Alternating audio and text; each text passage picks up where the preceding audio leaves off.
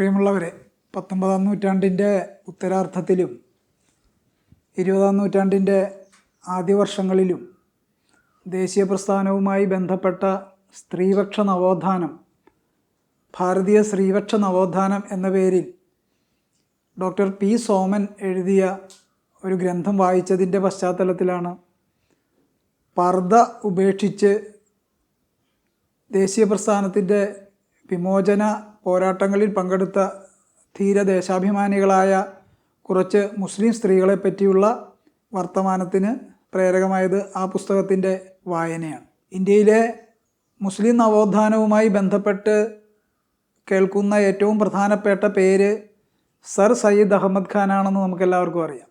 പക്ഷെ അദ്ദേഹം ആധുനിക ഇംഗ്ലീഷ് വിദ്യാഭ്യാസത്തിന് വേണ്ടി വാദിച്ചിരുന്ന ഒരാളായിരുന്നുവെങ്കിലും സ്ത്രീകൾ ഇടകലർന്നിരുന്ന് പഠിക്കുന്നതിനും സ്ത്രീകൾക്ക് വിദ്യാഭ്യാസം നൽകുന്നതിനും അദ്ദേഹം അത്ര അനുകൂലിച്ച ഒരാളല്ല. മാത്രമല്ല, കർശനമായ പർദ്ദ ധാരണത്തിന് വേണ്ടി കടുംപിടുത്തം പിടിച്ച ഒരാളായിരുന്നു സർ സയ്യിദ് അഹമ്മദ് ഖാൻ.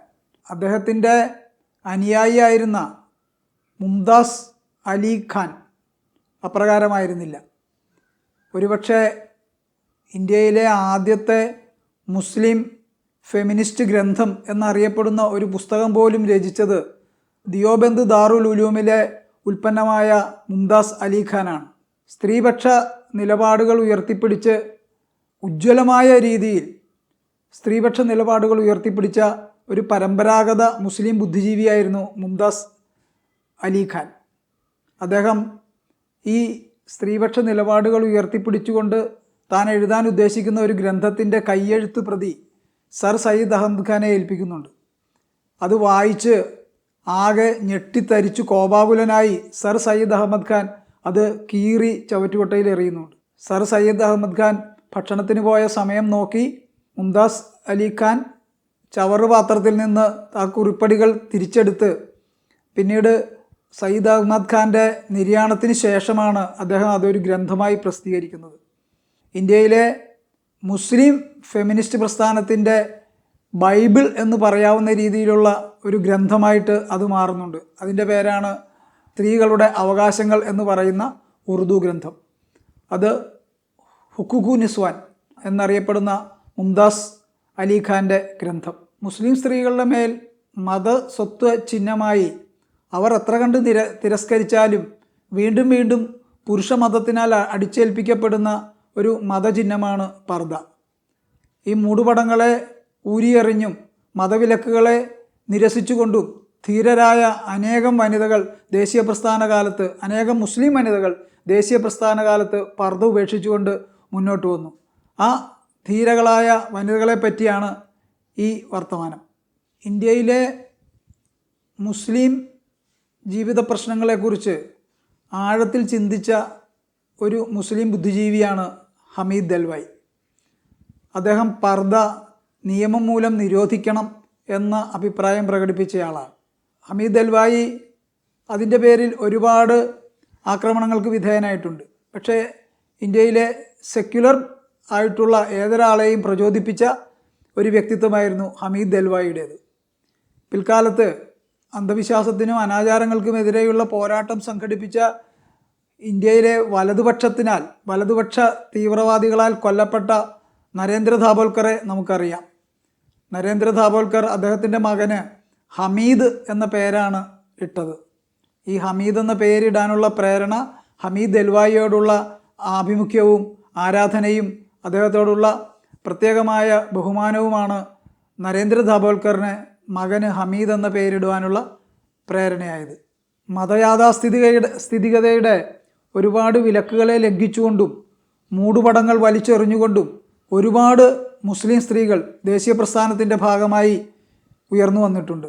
അത്തരത്തിൽ ചില മുസ്ലിം വനിതകളെക്കുറിച്ച് പറയാമെന്നാണ് ഉദ്ദേശിക്കുന്നത്. അത്തരത്തിലുള്ളൊരു ധീര വനിതയാണ് ബംഗാളിലെ റൊഖയ സഖാവത്ത് ഹുസൈൻ. അബരോധ് ബാസിനി എന്ന പേരുള്ള ബംഗാളി പ്രസിദ്ധീകരണത്തിൽ പർദ്ദ ഉപേക്ഷിക്കണമെന്ന് അവർ നിരന്തരമായി മുസ്ലിം സ്ത്രീകളെ ലേഖനങ്ങളിലൂടെ ആഹ്വാനം ചെയ്തു. സ്വയം പർദ്ദ ഉപേക്ഷിച്ചുകൊണ്ട് ദേശീയ പ്രസ്ഥാനത്തിൻ്റെ ഭാഗമായി മാറിയ അവർ നിരവധി ലേഖനങ്ങൾ പർദ്ദ നിരാകരിക്കുന്നതിൻ്റെ ആവശ്യകതയെ ഉന്നയിച്ചുകൊണ്ട് ഈ മാസികയിൽ നിരന്തരം ലേഖനങ്ങൾ എഴുതി. അവരുടെ 1905 അവർ ഒരു നോവൽ പോലെയുള്ള ഒരു കൃതി പ്രസിദ്ധീകരിച്ചു. സുൽത്താനയുടെ സ്വപ്നം എന്ന പേരിലാണ് ആ കൃതി അറിയപ്പെടുന്നത്. ആ കൃതിയുടെ ഉള്ളടക്കം സ്ത്രീകൾ ഭരണാധികാരത്തിലേക്ക് വരുന്നതിനെക്കുറിച്ചുള്ള ആശയങ്ങൾ മുന്നോട്ട് വച്ചത് കഴിഞ്ഞ 1905 ബംഗാൾ വിഭജനത്തിന് മുൻപ് ആണ് അവരത്തരമൊരു പുസ്തകം പ്രസിദ്ധീകരിക്കുന്നത്. ഇന്ന് ബംഗ്ലാദേശിലെ ഏറ്റവും പ്രധാനപ്പെട്ട സിവിലിയൻ ബഹുമതികളിലൊന്നായ റൊഖയ പതക് ഈ റൊഖയ സഖാവത്ത് ഹുസൈൻ എന്ന ബംഗാളി വനിതയുടെ പേരിലാണ്. ധീരയായ ഈ വനിത ഒരുപാട് മുസ്ലിം സ്ത്രീകളെ സ്വാധീനിക്കുകയും ദേശീയ പ്രസ്ഥാനത്തിലേക്കും ബംഗാൾ വിഭജനത്തിനെതിരായ പോരാട്ടത്തിലേക്കും പർദ്ദയ്ക്കെതിരായ പോരാട്ടത്തിലേക്കും ഒരുപാട് സ്ത്രീകളെ മുന്നോട്ട് കൊണ്ടുവന്ന റൊഖയ സഖാവത്ത് ഹുസൈൻ ധീരയായ ഈ ബംഗാളി വനിതയാണ്. 1920 ജഹ്നര ഷാനവാസ് എന്ന മുസ്ലിം വനിത പർദ്ദ ഉപേക്ഷിച്ചില്ലെങ്കിൽ മുസ്ലിം സ്ത്രീകൾക്ക് പുരോഗതി ഉണ്ടാവില്ല എന്ന് തുറന്നടിച്ചുകൊണ്ട് നിരവധി ലേഖനങ്ങൾ പ്രസിദ്ധീകരിച്ചു. അവരുടെ ധീരമായ നിലപാടുകൾ മുസ്ലിം യാഥാസ്ഥിതിക പൗരോഹിത്യത്തെ, പുരുഷ പൗരോഹിത്യത്തെ ചെറുതൊന്നുമല്ല ചൊടിപ്പിച്ചത്. പക്ഷെ അവർ കുലുങ്ങിയില്ല. ധീരമായി അവരുടെ നിലപാടുകൾ അവർ എഴുതി ജഹ്നര ഷാനവാസ് പ്രസിദ്ധീകരിച്ചു. ഹൈദരാബാദിലെ നൈസാമിനെ എതിർക്കാൻ ചങ്കൂറ്റവും ധീരതയും പ്രകടിപ്പിച്ച മറ്റൊരു വനിതയാണ് ജമാലുന്നീസ ബീഗം.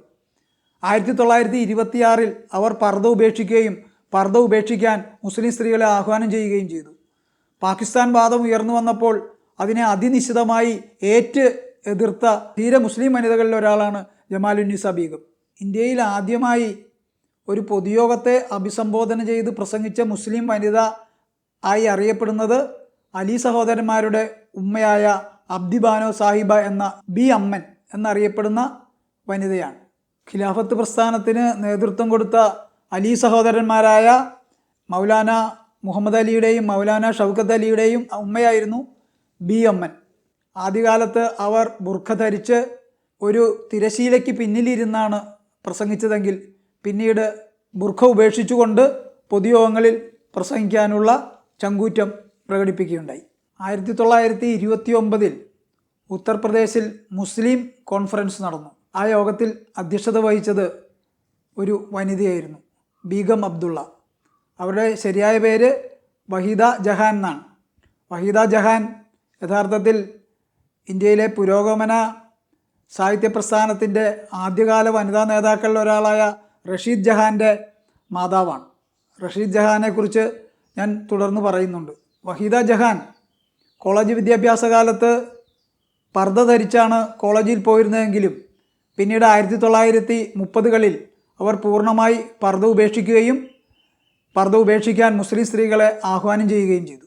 ബീഗം അബ്ദുള്ള എന്ന വഹീദ ജഹാൻ്റെ മകളാണ് ഇന്ത്യയിലെ പുരോഗമന സാഹിത്യ പ്രസ്ഥാനത്തിൻ്റെ അമരക്കാരിലൊരാളായ റഷീദ് ജഹാൻ. ഇന്ത്യയിലെ പുരോഗമന സാഹിത്യ പ്രസ്ഥാനത്തിൻ്റെ സ്ഥാപക നേതാക്കളിൽ പ്രഥമഗണനീയാണ് ഡോക്ടർ റഷീദ് ജഹാൻ. ബീഗം അബ്ദുള്ളയുടെ മകളാണ്. 1933 ഇന്ത്യയിലെ അവിഭക്ത കമ്മ്യൂണിസ്റ്റ് പാർട്ടിയിൽ അംഗത്വമെടുത്ത അവർ ചെറുപ്പത്തിലെ തന്നെ പർദ്ദയ്ക്കെതിരായി രൂക്ഷമായ അഭിപ്രായ പ്രകടനങ്ങൾ നടത്തുകയും പർദ്ദ ഉപേക്ഷിക്കുകയും ചെയ്തുകൊണ്ട് പൊതുരംഗത്തേക്ക് കടന്നു വന്ന വനിതയാണ്. തൻ്റെ മാതാവായ ബീഗം അബ്ദുള്ള എന്ന വഹീദ ജഹാൻ പർദ്ദ ഉപേക്ഷിച്ചപ്പോൾ കുടുംബത്തിൽ നിന്നുണ്ടായ എതിർപ്പിനെക്കുറിച്ച് ബാല്യത്തിലെ കേട്ടറിവുണ്ടായിരുന്ന വനിതയാണ് റഷീദ് ജഹാൻ. പക്ഷേ അതൊന്നും അവരെ കുലുക്കിയില്ല. ബാല്യത്തിലെ തന്നെ അവർ പർദ്ദ ഉപേക്ഷിച്ച് പൊതുരംഗത്തേക്ക് കടന്നു വരികയും ചെയ്തു. പുരോഗമന സാഹിത്യ പ്രസ്ഥാനത്തിൻ്റെ സ്ഥാപക സെക്രട്ടറി ആയിരുന്ന സജ്ജാദ് സഹീറിൻ്റെ മാതാവ് ബീഗം വസീൽ ഹസനും അവരുടെ മറ്റു കുടുംബാംഗങ്ങളും കൂട്ടത്തോടെയാണ് 1930 പർദ്ദ ഉപേക്ഷിച്ചത്. ഇന്ത്യയുടെ ഭരണഘടനാ നിർമ്മാണ സഭയായ കോൺസ്റ്റിറ്റ്യൂവൻ്റ് അസംബ്ലിയിലെ 15 വനിതകളിൽ ഒരേ ഒരു മുസ്ലിം വനിത മാത്രമാണ് ഉണ്ടായിരുന്നത്. അവരാണ് ബീഗം അസീസ് റസൂൽ. കൗമാരത്തിലെ പർദ്ദ ഉപേക്ഷിച്ചുകൊണ്ട് ദേശീയ രാഷ്ട്രീയത്തിൽ പ്രവേശിച്ച വനിതയായിരുന്നു അവർ. ഇന്ത്യയുടെ ഭരണഘടനാ നിർമ്മാണ സമിതിയിൽ 15 വനിതകളാണ് കോൺസ്റ്റിറ്റ്യൂവൻ്റ് അസംബ്ലിയിൽ ഉണ്ടായിരുന്നതെന്ന് നമുക്കറിയാം. സരോജിനി നായിഡു, വിജയലക്ഷ്മി പണ്ഡിറ്റ്, സുജേത കൃപലാനി, അതിൽ 3 മലയാളികളുണ്ട്, അമ്മു സ്വാമിനാഥൻ, ആനി മസ്ക്രീൻ, ദാക്ഷായണി വേലായുധൻ. അക്കൂട്ടത്തിലുണ്ടായിരുന്ന ആ 15 വനിതകളിൽ ഒരേ ഒരു മുസ്ലിം വനിതയാണ് ഉണ്ടായിരുന്നത്. അവരാണ് ബീഗം അസീസ് റസൂൽ. അവർ പർദ്ദ ഉപേക്ഷിച്ചിട്ട് 1937 പ്രവിശ്യാ തെരഞ്ഞെടുപ്പിൽ ഉത്തർപ്രദേശിൽ മത്സരിക്കുമ്പോൾ പർദ്ദ ഉപേക്ഷിച്ച സ്ത്രീക്ക് വോട്ട് ചെയ്യരുത് എന്ന് യാഥാസ്ഥിതിക മുസ്ലിം പുരുഷ വിഭാഗം ശക്തമായ പ്രചരണം നടത്തിയെങ്കിലും വമ്പൻ ഭൂരിപക്ഷത്തിലാണ് അവർ തിരഞ്ഞെടുക്കപ്പെട്ടത്. പിന്നീട് അവർ ഉത്തർപ്രദേശ് അസംബ്ലിയിലേക്കും അതുപോലെ തന്നെ ഇന്ത്യയുടെ രാജ്യസഭയിലേക്കും 2 തവണ തിരഞ്ഞെടുക്കപ്പെടുകയുണ്ടായി. ഇവിടെ ആത്മകഥ ആയിട്ട് രചിക്കപ്പെട്ട ഒരു പ്രസിദ്ധമായ കൃതിയുടെ പേര് from purdah to parliament, an Indian woman in politics എന്നാണ് ആ ഗ്രന്ഥത്തിൻ്റെ പേര്. പുരോഗമന സാഹിത്യ പ്രസ്ഥാനത്തിലെ പെൺ തീക്കനലുകൾ എന്നറിയപ്പെടുന്ന 2 വനിതകളാണ് ഇസ്മത്ത് ചുഗ്തയും റഷീദ് ജഹാനും. ഇസ്മത്ത് ചുഗ്തയുടെ സഹോദരൻ അസീം ബെയ്ഗ് ചുഗ്തെ ഖുറാനും മൂടുപടവും എന്ന പേരിൽ ഒരു ലേഖനം എഴുതി പ്രസിദ്ധീകരിച്ചത് നൂറുകണക്കിന് മുസ്ലിം സ്ത്രീകൾ പർദ്ദ ഉപേക്ഷിക്കാനുള്ള പ്രചോദനമായി മാറി. അങ്ങനെയാണ് പുരോഗമന സാഹിത്യ പ്രസ്ഥാനത്തിൻ്റെ ഭാഗമായ ഇസ്മത്ത് ചുഗ്തെ ഒരു ട്രെയിൻ യാത്രക്കിടയിലാണ് പർദ്ദ ഉപേക്ഷിക്കുന്നത്. ഉറുദുവിലെ തീപ്പരിക്കവിയായ മജാസ് ലഖ്നാവി ചെറുപ്പത്തിലെ തന്നെ തൻ്റെ സഹോദരിയായ സഫിയ അക്തറിനോട് പർദ്ദ ഉപേക്ഷിക്കാൻ പ്രേരണ ചെലുത്തുകയും അവർ ബാല്യത്തിലെ തന്നെ പർദ്ദ ഉപേക്ഷിച്ച് പൊതുരംഗത്ത് വരികയും ചെയ്തു. സഫിയ അക്തറിനെ നമുക്ക് അത്ര പരിചയമില്ലെങ്കിലും അവരുടെ മകനെ നമുക്കറിയാം, ജാവേദ് അക്തർ. ഷോലെ എന്ന സിനിമയുടെ തിരക്കഥയിലൂടെ ഇന്ത്യൻ സിനിമാ രംഗത്ത് ശ്രദ്ധേയനായ ഒരാളാണ് ജാവേദ് അക്തർ എന്ന് നമുക്കറിയാം. അദ്ദേഹം വലിയ യുക്തിവാദിയും നിരീശ്വര ചിന്തകനും നാസ്തിക പ്രസ്ഥാനത്തിൻ്റെ ഇന്ത്യയിലെ വലിയ ശബ്ദവും നാവുമാണ് Javed Akhtar. 2020 Richard Dawkins award Javed അക്തറിനായിരുന്നു എന്ന കാര്യം സാന്ദർഭികമായി ഇവിടെ പരാമർശിക്കുകയാണ്. പിൽക്കാലത്ത് വിവിധ നിയമസഭകളിലും പാർലമെൻറ്റിൻ്റെ ഇരുസഭകളിലും എത്തിച്ചേർന്ന ഒരുപാട് മുസ്ലിം വനിതകൾ മൂടുപടം ഉപേക്ഷിച്ച് പർദ്ദ ഉപേക്ഷിച്ച് യാഥാസ്ഥിതിക വിലക്കുകളെ വെല്ലുവിളിച്ച് പൊതുരംഗത്ത് കടന്നു വന്നവരാണ്. മതയാഥാസ്ഥിതികതയ്ക്ക് എതിരായ പോരാട്ടത്തിൽ ധീരമായ നിലപാടുകൾ എടുത്ത് ഉയർന്നു വന്ന ഈ മുസ്ലിം വനിതകൾ പർദ്ദ ഉപേക്ഷിക്കാൻ തയ്യാറായി മതയാഥാസ്ഥിതികതയെ വെല്ലുവിളിച്ച ആ മുസ്ലിം വനിതകളെക്കുറിച്ചുള്ള വായന എന്നിലുള്ള ഉളവാക്കിയ അഭിമാനവും ആവേശവുമാണ് ഈ വീഡിയോ ചെയ്യാൻ എന്നെ പ്രേരിപ്പിച്ചത്. ആ ധീര വനിതകളെ കുറിച്ചുള്ള ഓർമ്മയിൽ അഭിമാന പുരസ്സരം അവർക്ക് ആദരവ് പ്രകടിപ്പിച്ചുകൊണ്ട് ഈ സംസാരം അവസാനിപ്പിക്കുന്നു.